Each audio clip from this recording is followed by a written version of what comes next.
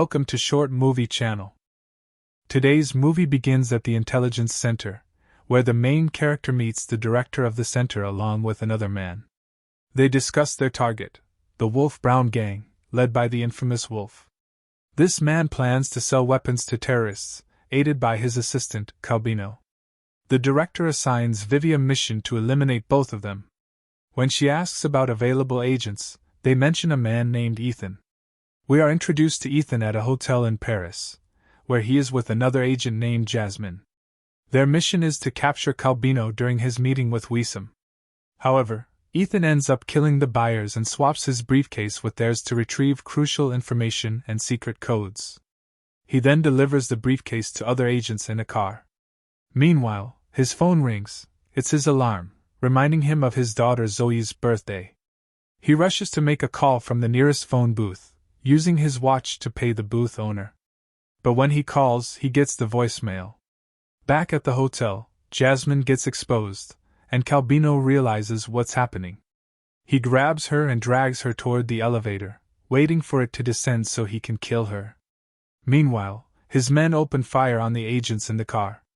A fierce shootout ensues. Ethan chases Calbino, taking down all his men.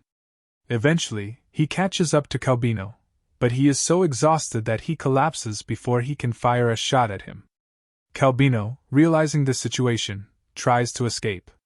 Ethan momentarily loses focus, and when he wakes up, he finds himself in the hospital.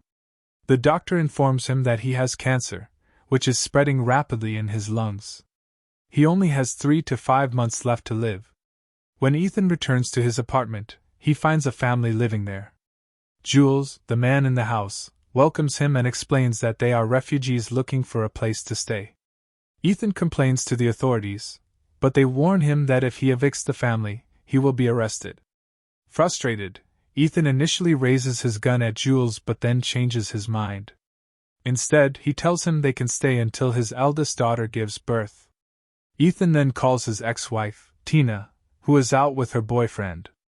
Tina hesitates about meeting him until Ethan tells her that it's urgent. When they meet, Ethan confesses that he is dying and that he doesn't want their daughter Zoe to find out. He also tells Tina that he wants to see Zoe. Tina agrees, but only on the condition that he signs her old work contract. Ethan complies, and they go to Zoe's school together. Their father-daughter reunion is awkward, and Zoe seems uninterested in talking to him. At that moment, a young man approaches Zoe. She introduces him to her father as her boyfriend, Hugh. Ethan remains polite but skeptical. Later, he gives Zoe a purple bicycle, assuming it's still her favorite color. However, she tells him she takes the subway with her boyfriend and leaves him to take the bike back. Later, Ethan meets Vivi, who brings up Zoe in conversation and shows him something related to the hotel incident. When they get into the car, Vivi tries to convince Ethan to work with her. At first, he refuses, but he changes his mind when she tells him they have an experimental drug that could save his life. He tells her he'll think about it, and Vivi explains that the mission is simple: find Wolf and kill him. She takes Ethan to a hotel to meet a man who will lead them to Wolf's accountant.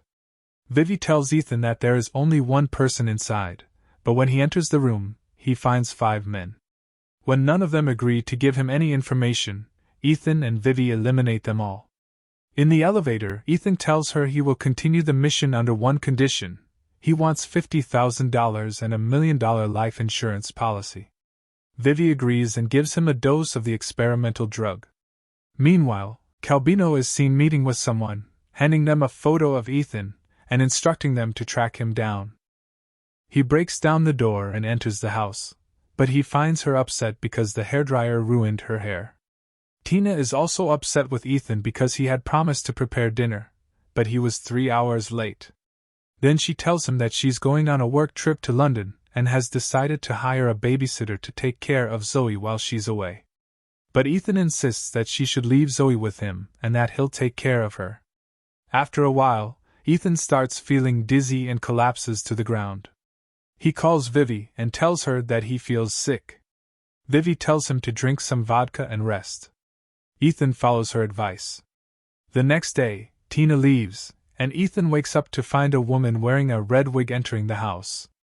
Shortly after, a woman named Vivi calls his phone.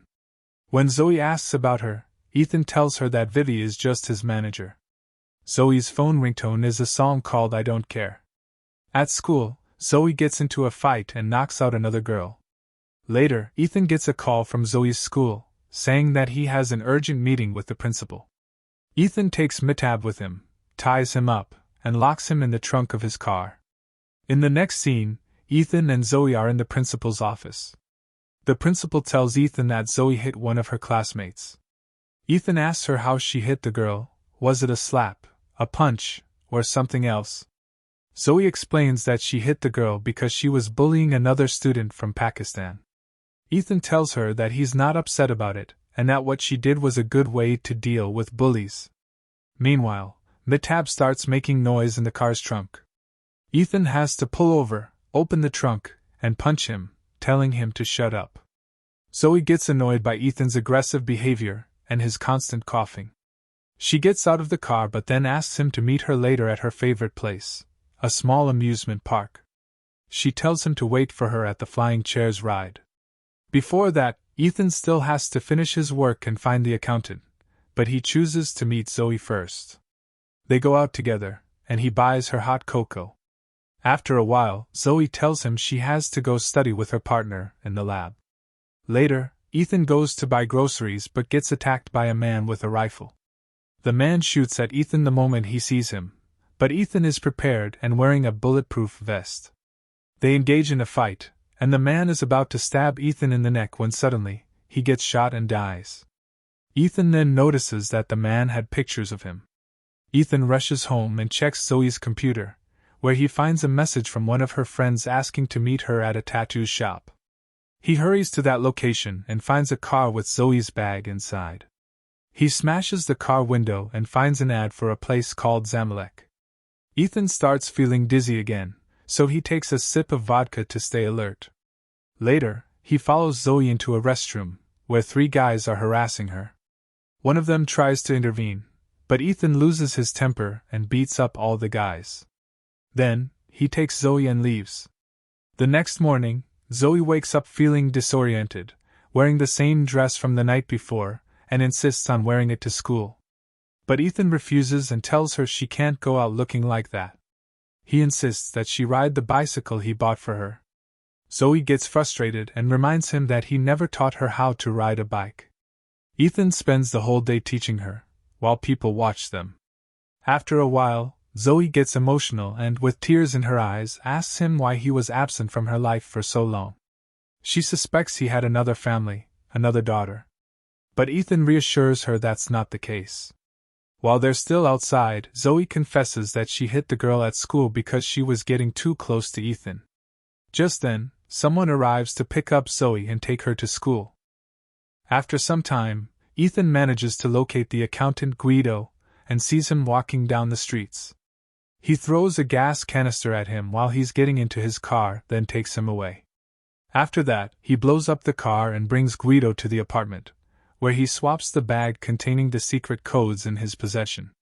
These are the codes that activate the explosives planted in the heart of the wolf. Meanwhile, Azai calls her father and tells him that she's preparing dinner for Hugh and wants to make him a vegetarian meal. Ethan then asks Jiho to talk to his wife and explain the recipe for the spaghetti sauce she used to make for him before. In the evening, when Ethan returns home, he finds that his daughter, Jones, is about to give birth. She delivers a baby girl, and they decide to name her Inson, as a tribute to his kindness for letting them stay in his home. After that, Jones tells him that they will leave as they had promised, but Ethan insists that they stay in the apartment as long as they want. Jones replies that they are looking for a smaller place that suits them better. As time goes by, Azai returns home to find Ethan teaching his daughter how to dance in preparation for her graduation party since she told him she doesn't know how. When Tina sees this moment, she gets deeply moved and tears up. The 3 of them sit together for dinner like a normal family. After dinner, Tina tells Ethan that he needs to tell Azai about his health condition. Eventually, their relationship starts to return to the way it was before. The next morning, Viva calls Ethan and tells him that Kalbai is staying at a hotel. When Ethan gets there, he notices the wolf and Maitat taking Kalbai into a car. Ensign chases them in his car, crashes into them, and pushes them off the bridge. However, the wolf and Kalbai manage to escape, while Ethan lets Maitat go back to his family. After that, he pursues the wolf and Kalbai in the subway. There, Ethan starts feeling dizzy and gets a nosebleed. Just before he can shoot the wolf, Kalbai pushes him toward the train, just like he had done before with Yasmin at the elevator. Ethan waits for the train to arrive while the wolf tells him to kill him. In the next scene, we see Ethan, Zoe, and Tina heading to meet Hugh and his family.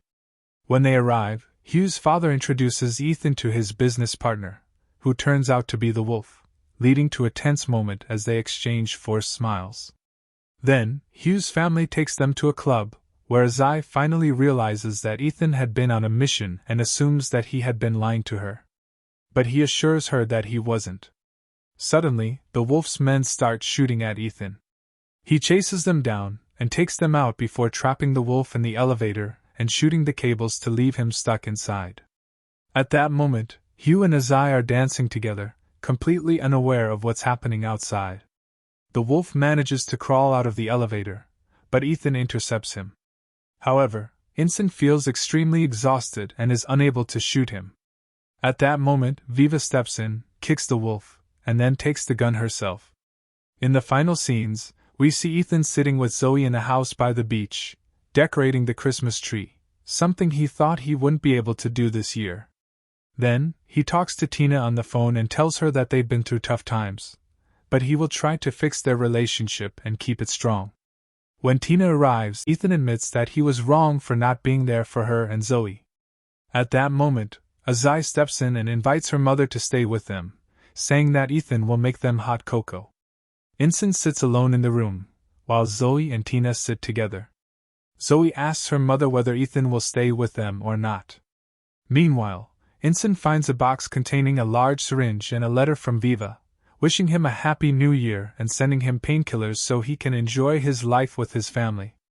We see her standing near the house, watching the family sit together, as if she is saying goodbye from a distance. If you enjoyed the movie, don't forget to like the video and subscribe to the channel.